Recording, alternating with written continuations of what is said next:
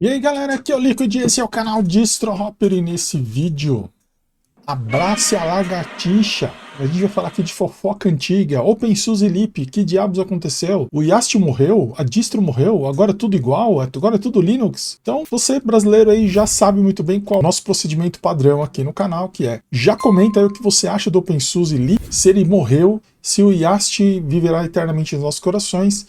Se inscreve no canal se você não for inscrito e deixa um like maroto aí para ajudar no engajamento. E considere se tornar um membro, segue aí o nosso agradecimento aos membros do canal que tornam esse vídeo e muitos outros possível. Se quiser fazer uma doação esporádica, segue aí o nosso Pix também. Bom, essa é uma fofoca antiga, eu não sei o que aconteceu, eu perdi essa treta, mas aparentemente o OpenSUSE Leap 16.0, que é a versão do OpenSUSE focada em longo prazo e estabilidade, né? Estabilidade no sentido de versões de pacotes mudam muito pouco. Foi controverso, foi muito controverso aí, parece que eles fizeram algumas mudanças e o pessoal não se agradou dessas mudanças, tá? A gente vai comentar um pouquinho sobre elas logo mais.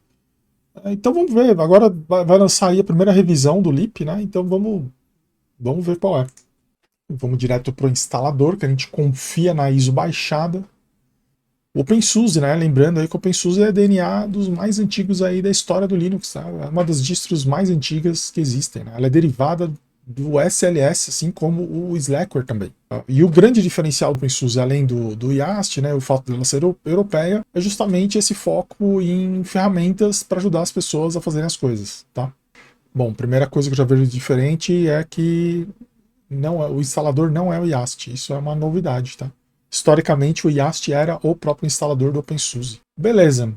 Então aqui temos um memorando aqui. Vamos trocar essa língua, talvez. Então ele já deixa eu trocar aqui. Não é aquele esquema de instalação intuitiva. Ó. Não tem português aqui. Ah, não, isso aqui é do teclado. Eu não tenho. Não tem. Bom, vamos cancelar isso aqui, porque já vimos que tá diferente. Esse aqui é o novo instalador, é o Agama, beleza? Polêmico, bem polêmico. Tá? A comunidade não está muito satisfeita, não.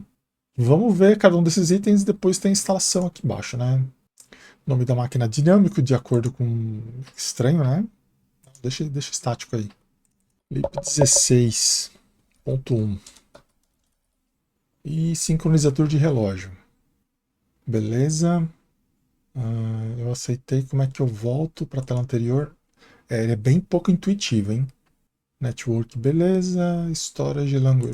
Vamos escolher a língua aqui. Aqui tem o português. Vamos selecionar aqui o português. Tecladinho ABNT Forever. Vamos escolher esse aqui. Time Zone. Esse instalador eu já falo logo de cara para vocês que é uma das coisas mais bizonhas que eu usei em muito tempo, hein? Gente, na dúvida, usa o Calamares. Não inventa moda, mano. Não inventa moda. Isso aqui não é bom. Não é intuitivo. Vamos escolher os softwares. Desktop. Vamos escolher um desktop. Olha só, XFCE com variante Wayland, tá? O XFCE é o último dos grandes desktop environments que ainda não pulou completamente no Wayland, tá? O GNOME e o KDE eles estão saindo do Shorg, eles vão deixar de dar suporte ao Shorg em releases futuros. O GNOME acho que já abandonou e o KDE provavelmente na próxima versão já não tem mais nenhum, já não sobe mais, né? O X11 não sobe mais em ambientes com X11. Tem um OpenSUSE Sway, o OpenSUSE Way Desktop Pattern no Sway, tá? Isso aqui tá coisado isso aqui. Vamos de XFCE. Beleza. Padrões adicionados, tá? Esses patterns no SUSE são justamente pacotes de programas que ele instala tudo junto, tá? Então, por exemplo, você instala um KDE e ele adiciona não só o KDE, o desktop, também as ferramentas em volta. Isso, na prática, facilita bastante a vida, né? Mas não muito, porque não existem muitos padrões.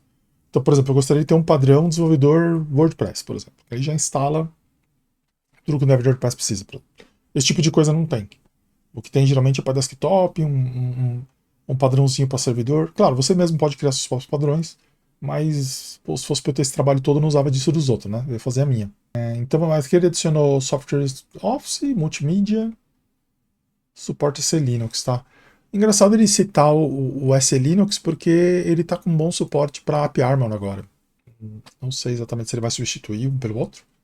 O que eu sei que ele substituiu foi o Pulse Audio pelo Pipewire. Então essa instalação vai custar 6,31 GB. O que mais temos aqui? Authentication. Vamos definir um usuário aqui. Beleza. Vamos deixar o root do jeito que ele está mesmo. Então tá, temos aqui lip, alto, 140 no storage, né? Vamos ver o que a gente tem aqui de opções. A gente pode encriptar as coisas, temos opções de boot aqui. Legal.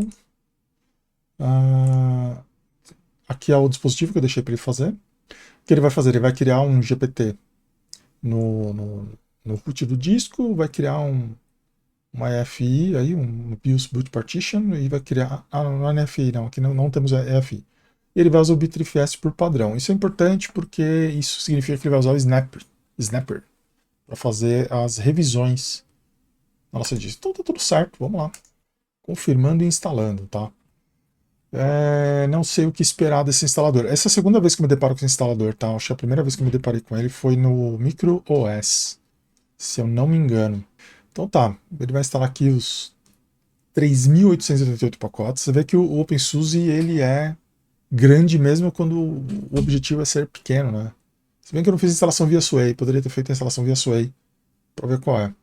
Mas vamos aproveitar esse tempo que ele está instalando para falar um pouco das novas políticas que deixaram o pessoal meio bravo aí, hein? A primeira coisa que mudou no OpenSUSE 16, o LIP, é que eles abandonaram o suporte a 32 bits, tá? Isso significa que não tem mais pacotes 32 bits disponíveis nos repositórios oficiais da distro. O que na prática implica? Implica que se você rodar um Wine, por exemplo, o seu Wine não vai conseguir rodar executáveis de Windows 32 bits, apenas 64 bits. Isso significa também que o Steam foi extirpado da distribuição, tá? Então o Steam não tem mais pacote oficial no OpenSUSE, porque o Steam ele lida basicamente com binários 32 bits, que a maioria dos jogos de Windows são binários 32 bits, tá? Principalmente os mais antigos, né? Então, para evitar esse tipo de dor de cabeça, a distro recomenda você usar o Steam do Flatpak, que é uma coisa que eu faço, inclusive, para evitar, principalmente no Gentoo, para evitar ter que ficar compilando bibliotecas 32 bits, que é um pepino, é um saco, e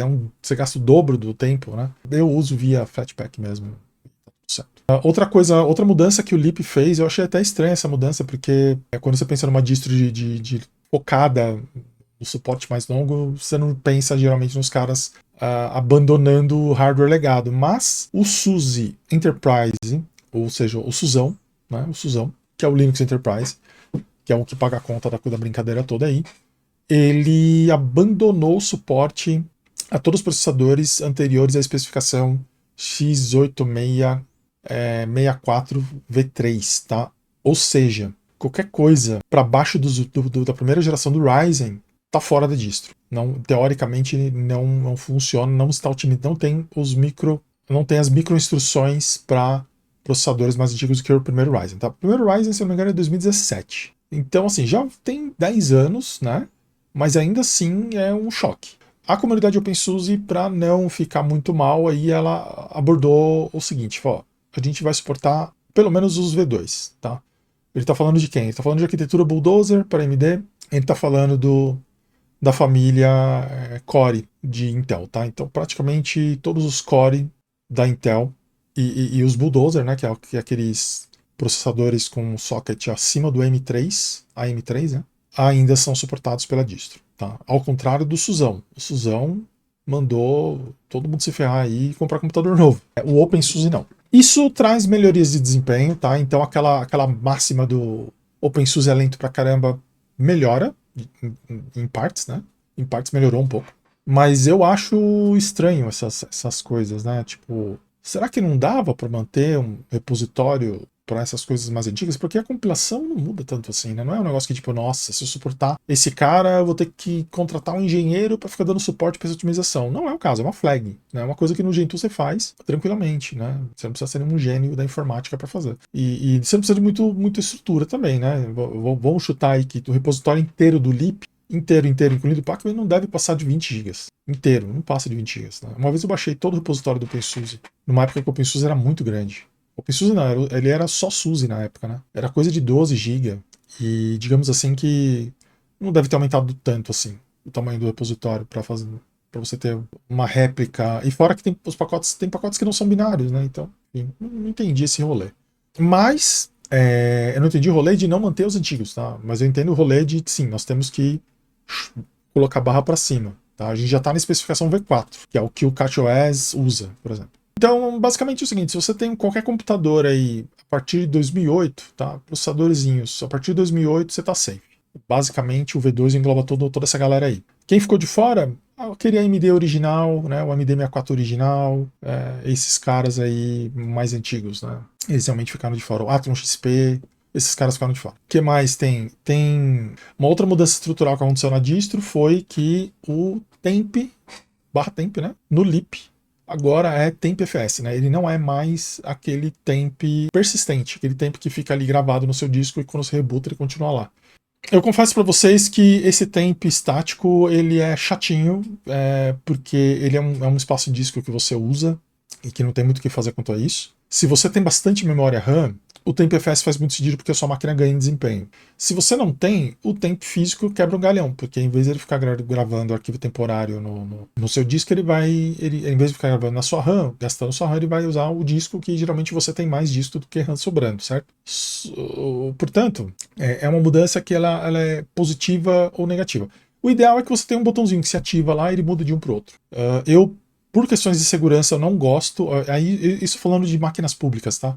Eu não gosto do temp, da idade do temp, por quê? Porque os navegadores de internet, eles gravam coisas no /temp e essas coisas ficam ali persistidas, tá? Eu lembro que uma vez eu encontrei cópias de credenciais de login de site no /temp.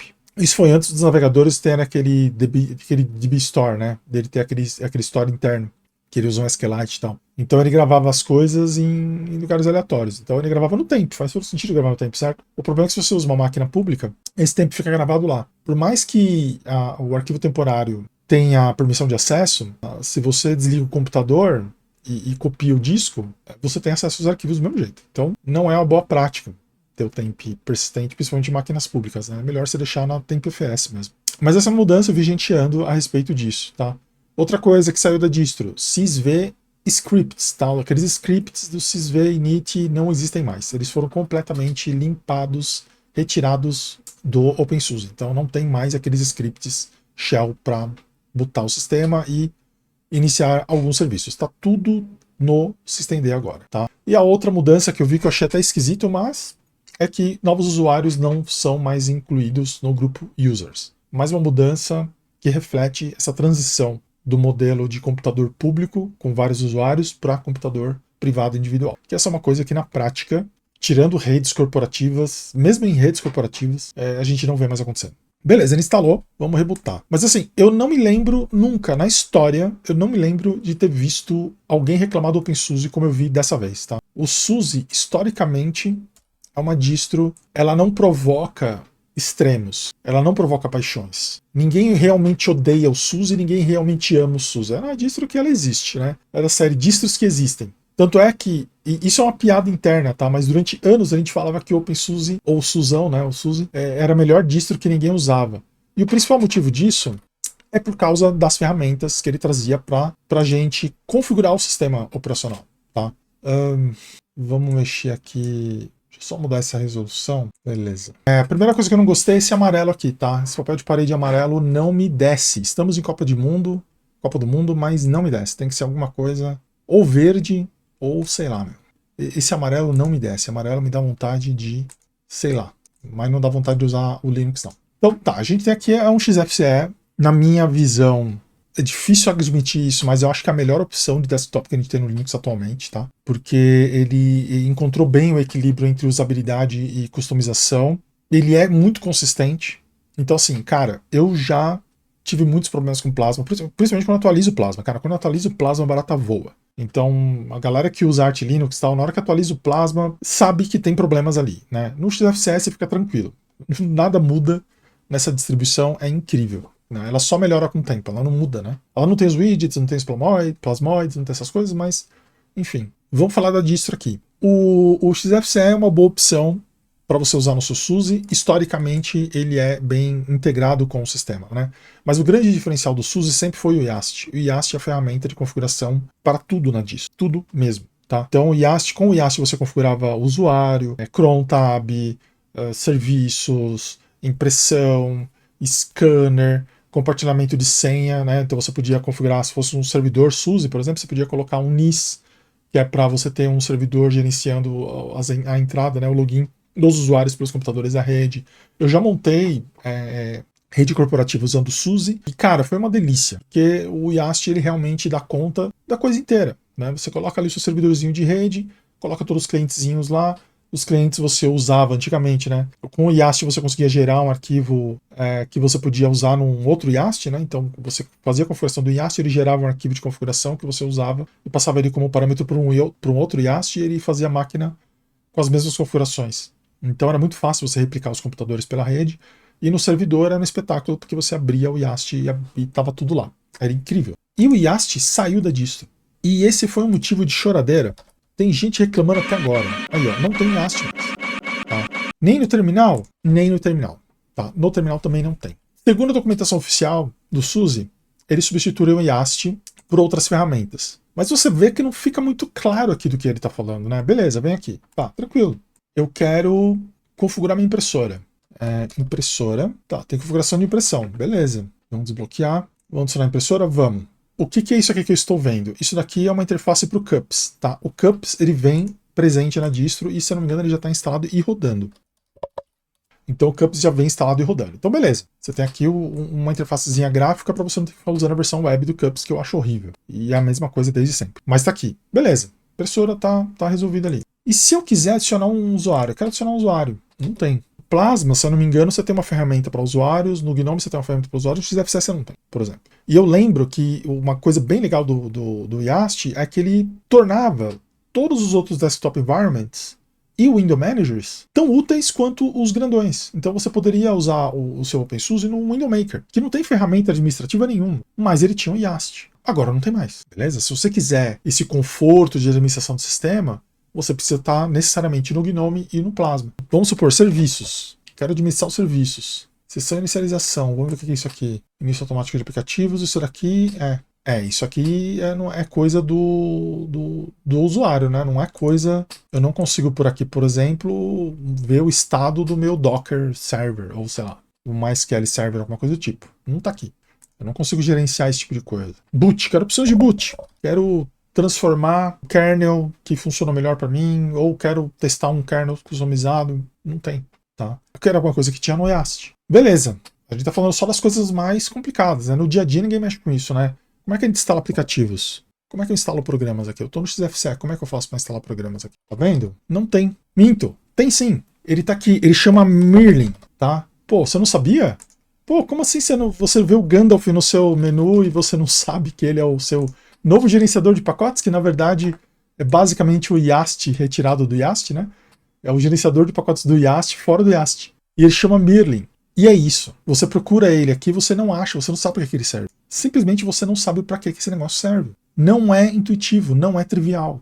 Então, de cara, o que eu posso falar para você é: o OpenSUSE ficou menos poderoso sem o YAST? Mais poderoso eu não sei. O que eu sei é que ele ficou mais difícil de usar, tá? Ficou mais difícil. Tá muito menos intuitivo. O Agama, por exemplo, eu acho um horror de instalador. De verdade mesmo. Em 2026 a gente tem o Calamares e, pelo amor de Deus, cara, é ruim aquele instalador lá. Ele é muito não intuitivo. Ele quebra toda uma lógica de anos e anos e anos, onde você tinha basicamente o Next, Next, Finish, e vira um negócio onde você tem que ficar clicando e ver por quê. Por quê? Tá.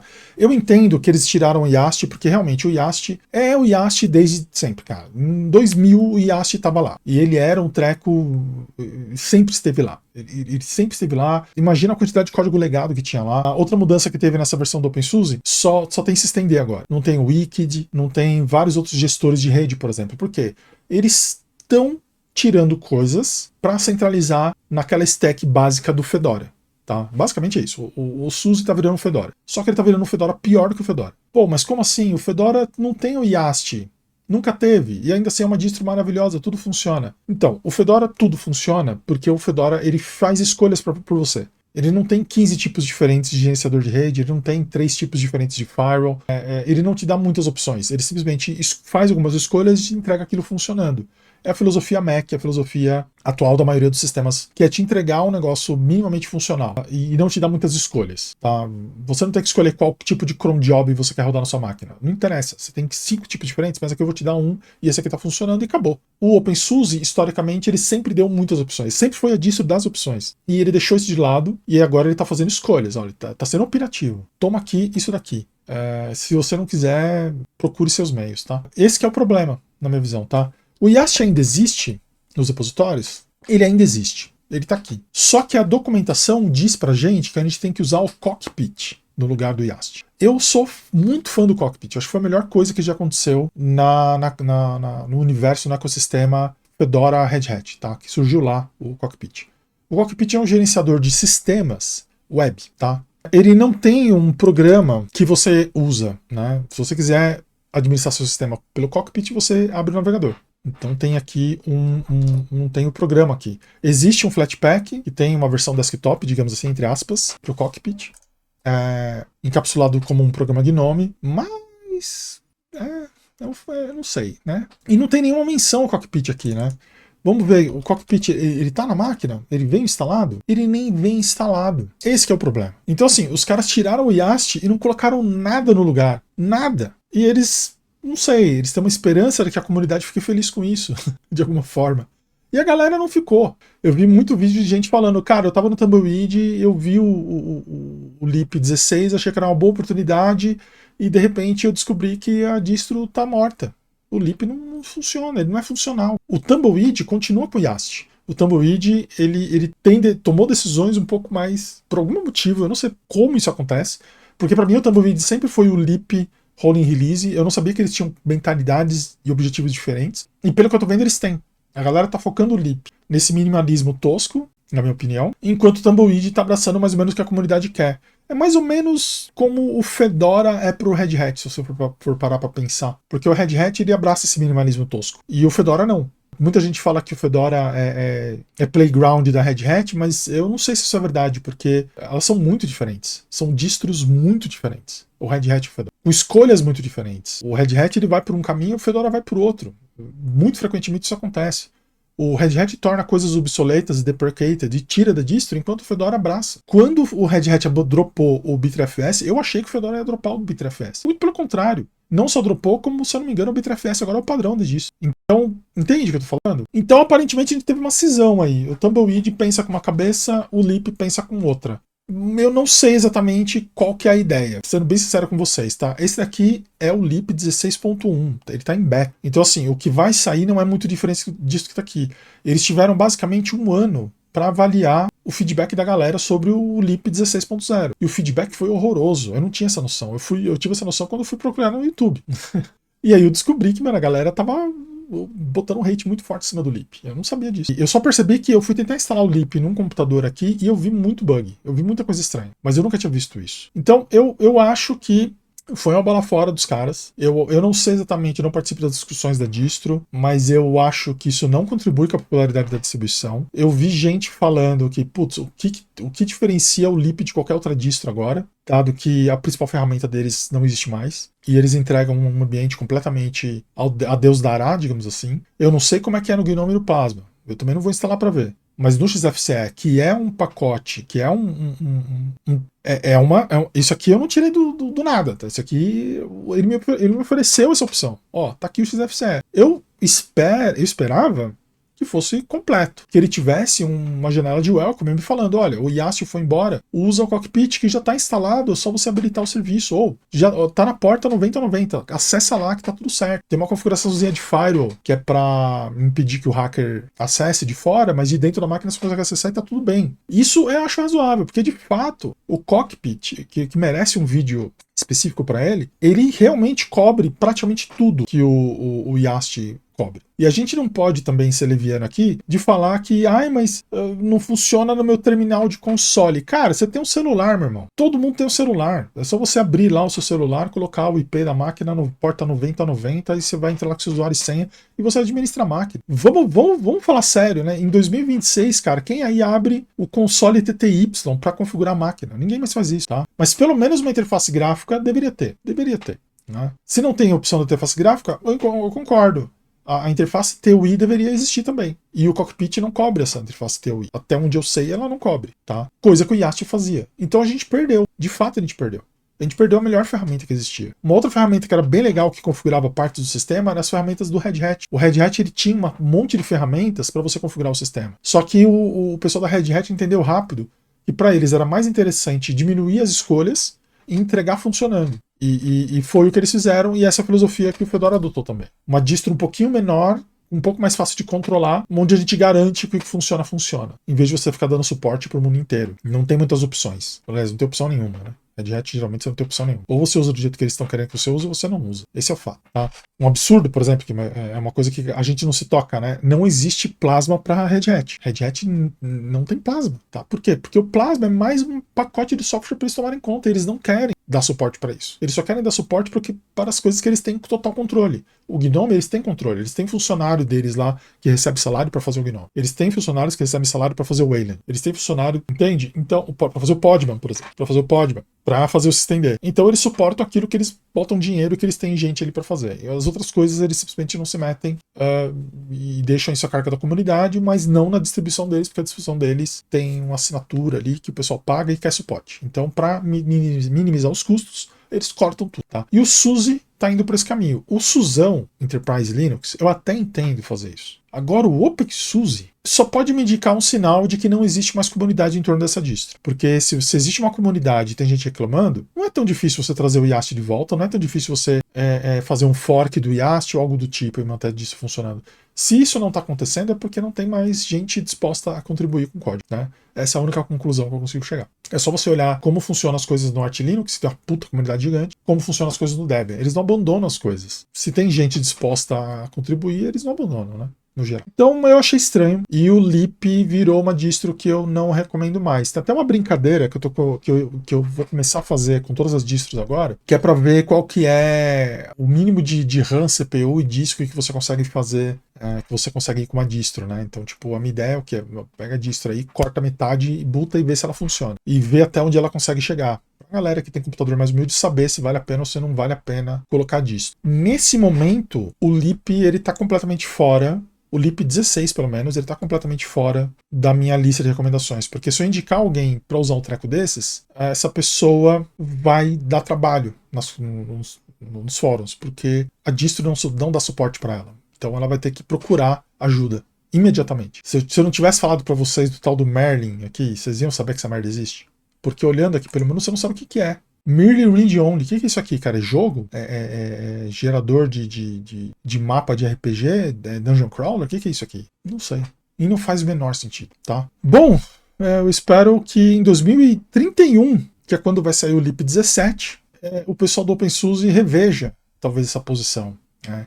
Mas eu confesso para vocês, a brochada foi grande aqui, tá? Eu realmente... E eu gosto muito do Tumbleweed. E aí eu fico agora preocupado com o rumo que o Tumbleweed pode tomar no futuro. Porque o Tumbleweed ainda tem o Yast, ele tem tudo, tá tudo lá. Agora, por quanto tempo? Será que o Leap foi um lapso temporário? O que aconteceu? Eu não lembro agora se o Tumbleweed ele já usava o HAMA. Eu acho que não, ele tá usando o Yast ainda. Então qual que é o lance? Forcaram? Rolou um fork na distro? Não entendi. De verdade, não entendi. Então, enfim, se você entendeu, se você sabe mais da história, explica pra gente aqui nos comentários. E claro, deixa aí o seu like se você gostou do vídeo. Se você não gostou do vídeo, dá um dislike. Claro, se você não é inscrito no canal, se inscreva no canal. Que isso ajuda muito a gente no engajamento. Considere se tornar um membro. Se quiser ajudar o canal também, aí temos o nosso Pix, beleza? Gente, é isso. Um abração pra vocês e até o próximo vídeo. Falou!